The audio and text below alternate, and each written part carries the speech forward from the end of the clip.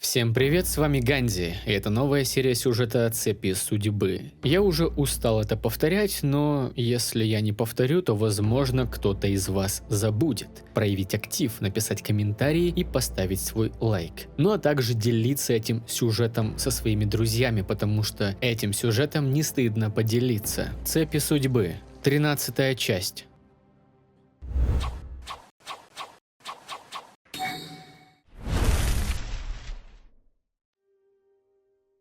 Глава 13. Маска безразличия против Шарингана. Шум толпы заполнил арену. Я поднял руку вверх, после чего опять упал на холодные плиты. Когда я открыл глаза, то увидел лицо Рин, которая уже вовсю водила своими руками по моему телу. Бирюзовый поток энергии теплом отдавался по организму, облегчая боль. Я улыбнулся и взял ее за руку. «Не надо, всю же чакру потратишь». «Дурак, ты такой дурак, Обита, плевать мне на чакру, лежи спокойно», — говорила она, шмыгая носом. «Мне лучше, правда», — успокаивал я ее. «Лучше? Обита, почему ты мне не сказал, что твои руки все еще плохо функционируют?» Я просто не хотел, чтобы ты волновалась. Это же пустяк». Рин отвернула от меня голову, а затем повернулась. Ее лицо было расстроенным и злым. «Никогда ничего не скрывай от меня, слышишь?» – строго проговорила она, доставая бинты из сумки. «Я не просто ниндзя-медик этой команды. Я твой близкий человек и обещала всегда присматривать за тобой, что бы ни случилось. Я не оставлю тебя, но прошу, доверяй мне. Все что угодно я пойму и приму, какой бы ужасной правда это не было». Я взял руку Рины и положил себе на щеку, а затем по-дурацки улыбнулся. «Хорошо, Рин, какой же ты дурачок!» – легонько усмехнулась она, вытирая слезу с уголка глаз. «Вот я оклемаюсь и давай лучше сходим погулять. Ты, я и твое кимоно». «Что? Лежит тут еле живой и думает лишь о моем кимоно. Никогда не перестану восхищаться тобой, твоей логикой, Обита». Мы оба рассмеялись. Я взглянул в сторону Гая. Его товарищи помогли ему подняться. «Гай, ты как? Слушай, ты отлично сражался», – проговорил Эбису, забрасывая его руки себе на плечо. «Да. Теперь о нашей команде такие крутые слухи пошли», – поддержал его Генма. «Думаю, даже видок Эбису не отпугнет от нас девчонок. Мы популярные парни, и все благодаря тебе, Гай». «Да. Эй, что не так с моим видом? Поэтому ты отказываешься со мной ходить, да, Генма?» Гай, что до этого молчал, звонко рассмеялся. «Спасибо, ребята. Я думал, вы меня ненавидите за поражение». Да забудь. В следующем году мы будем в лидерах», – уверенно заявил Эбису. «Именно. И ты научишь нас тайцюцу. Мы ведь команда».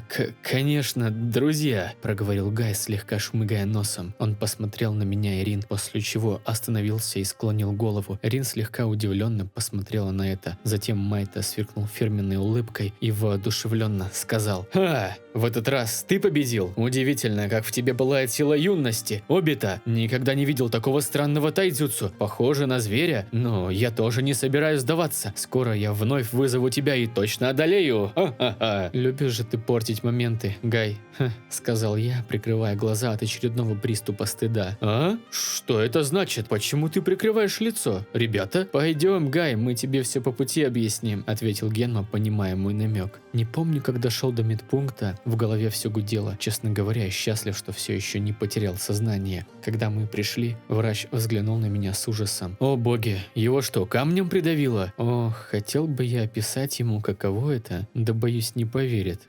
«Нет, просто пару раз удачно вмазали», – отвечал я, неловко улыбаясь. «С каждым годом эти экзамены становятся все страшнее. Дети, что ли, более жестокие пошли?» – пробубнил тот, помогая мне сесть на кушетку. «Да тебя тоже приходил тут, в соседний кабинет, мальчишка весь в ожогах, с опухшим от синяков лицом. Кто это такой жестокий, его так побил?» Рин отвела взгляд и захихикала в кулак. Я от стыда не мог даже и слова выполнить, но врач, похоже, все понял, нервно сглотнул и продолжил. «Ну, в любом случае, хорошо все, что хорошо кончается, так?» Я кивнул. Ситуация максимально вышла из-под контроля, но Рин решила ее спасти. «Вы бы не могли осмотреть Обита? Хотелось бы убедиться, что он не получил слишком тяжелых повреждений».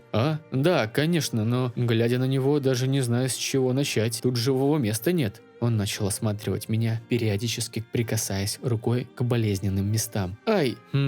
задумчиво промычал врач, продолжая осмотр. «Ай! Ну, сознание не потерял, а значит, все не так плохо». Рин посмотрела на меня и улыбнулась. «Вот и здорово. Тогда я пойду, пока не начался очередной матч. Мы с Какаши навестим тебя после окончания». «Но...» – хотел было возразить я. «Обита, оставайся тут, хорошо?» – проговорила Рин, явно понимая, что я хотел сказать. Хорошо. Удачи вам». «Жди нас с победой», – проговорила она, обнимая меня, после чего убежала. Когда она ушла, я вытащил руку из кармана, пальцами которой сложил крест. Но не мог же я сказать ей «нет» после того, как она так обеспокоенно ждала вердикта врача. Доктор начал применять ирё-ниндзюцу, лечащая техника, способная залечивать раны. Его контроль чакры был гораздо выше, чем у Рин, поэтому я быстро почувствовал облегчение. «Вижу, тебе достался и правда сильный противник», – задумчиво проговорил тот. Да, я и сам не ожидал. Судя по характеру ран, тебе оказали первую помощь. Это была та девочка, да? Ага. У нее весьма неплохие навыки для генина. Я очень впечатлен, ибо если бы она этого не сделала, то ты бы несколько дней провалялся на больничной койке. Так что передай ей мою похвалу». «Есть», – проговорил я, проглатывая комок ужаса, который я себе представил. «Так, ну, вот и все. Теперь лежи, отдыхай», – проговорил врач, потирая руки. «И извините, если у меня все так хорошо, то могу ли я пойти посмотреть оставшиеся бои?» «Серьезно? Парень, да ты чудом отделался лишь массивными ушибами. После такого любой предпочтет теплую кровать, чем просмотр боев». Я умоляюще посмотрел на него. Врач выдохнул, потер свой лоб и проговорил. «Ладно, ладно, только не смотри на меня щенячьими глазами, ты ведь за нее беспокоишься, да?» Я немного опешил, но затем слегка кивнул.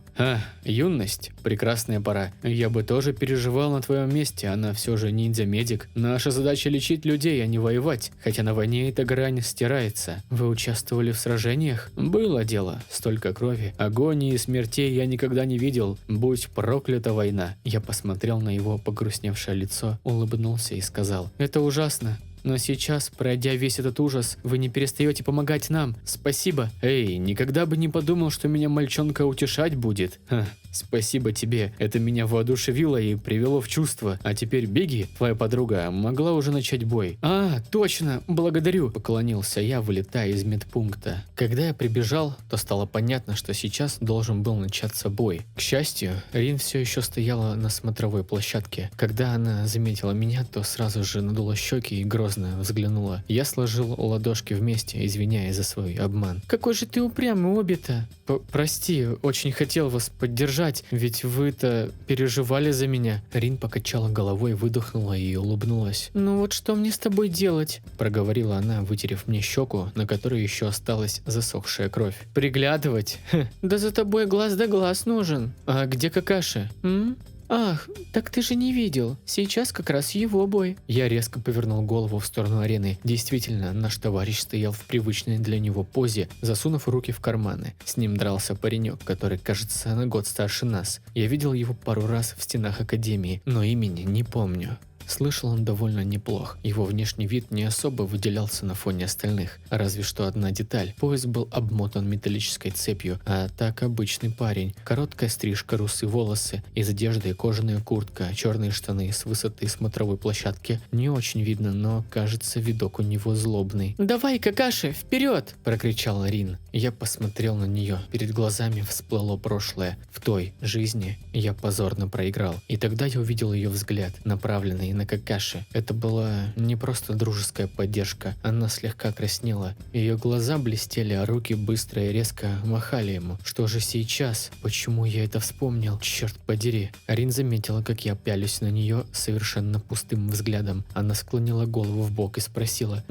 «Обита, ты чего? Тебе нехорошо?» «Мне... нет, все в порядке», – пробубнил я, чувствуя легкую грусть. Тогда она крепко сжала мою ладонь и подняла наши руки вверх. «Давай, поддержим его!» И тут я заметил, что сейчас она смотрит на меня точно так же, как и тогда на него. От этого мое сердце громко застучало, а лицо расплылось в глупой улыбке. «Я вовсе не хочу ничего кричать этому дураку!» «Ой, да ладно тебе, не будь таким!» «Ладно, только один раз.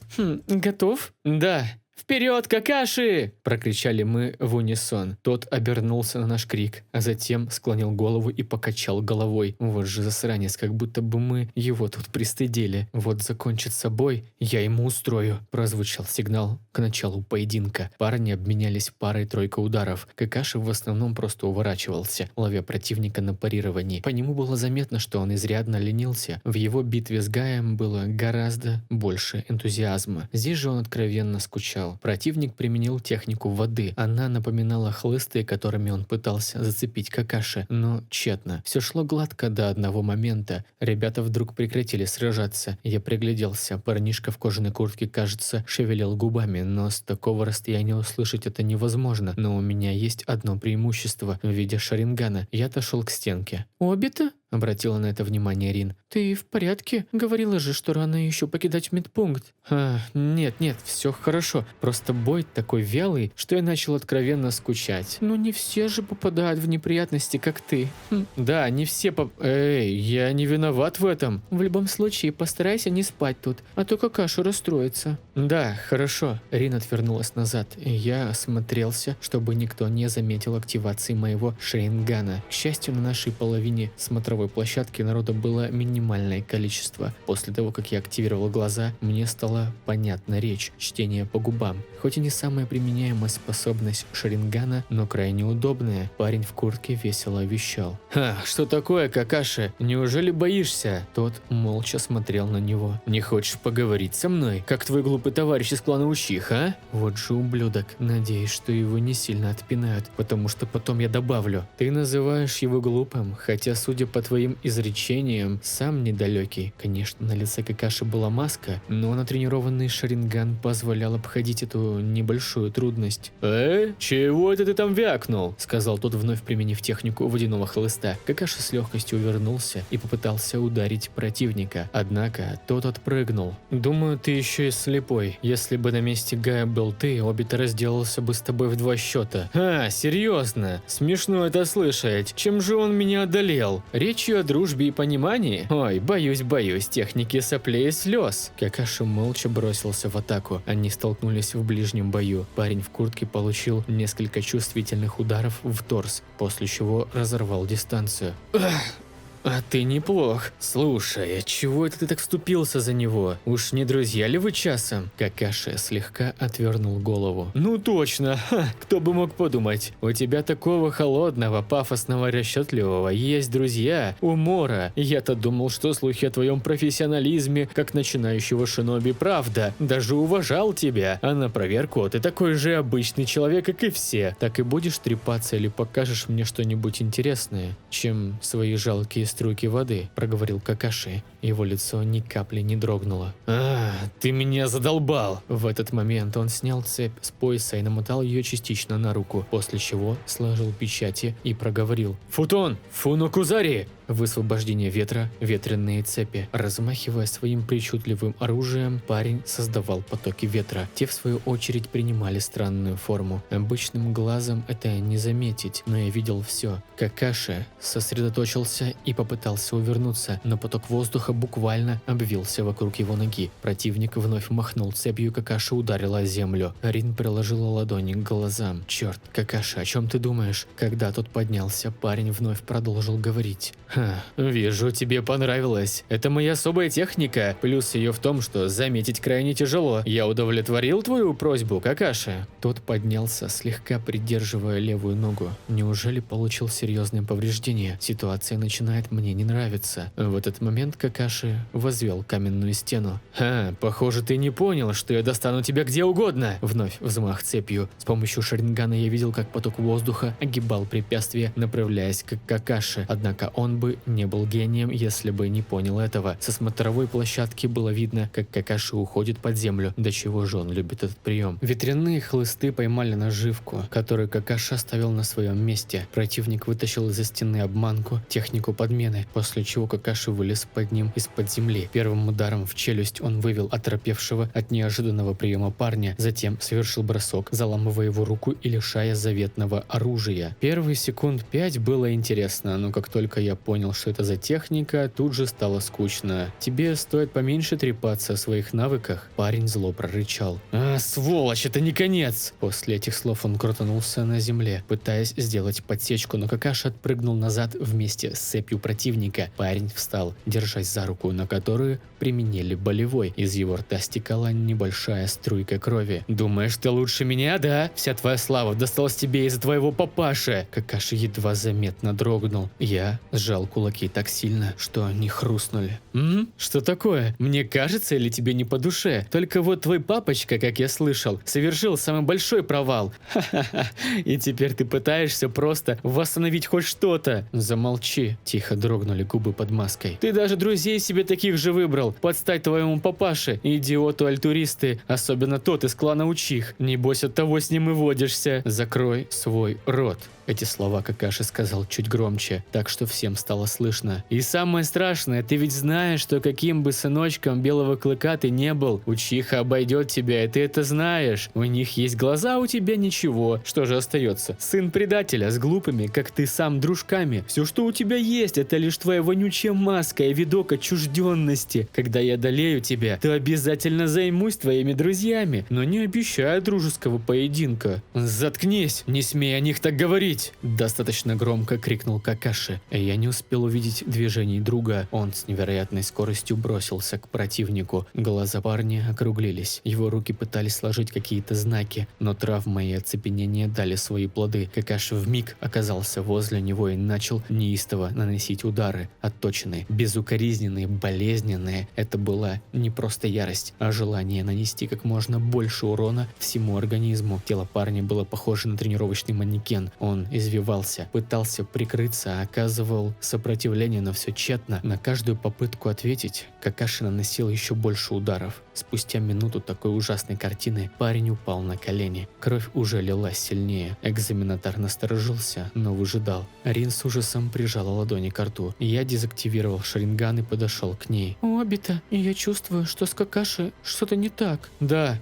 «Он полон», – начал я. «Ярости», – закончила она, обеспокоенно смотря на меня. «Да». «Что же там такое случилось? Почему не остановят бой? Он ведь уже победил». Я не знаю». В это время Какаши взял цепь и обмотал противника. Часть попала на шею несчастного задиры. Какаши начал стягивать ее, и его губы вновь начали шевелиться. Я прикрыл часть лица ладонью и вновь стал читать по губам. «Говори». «Ни за что!»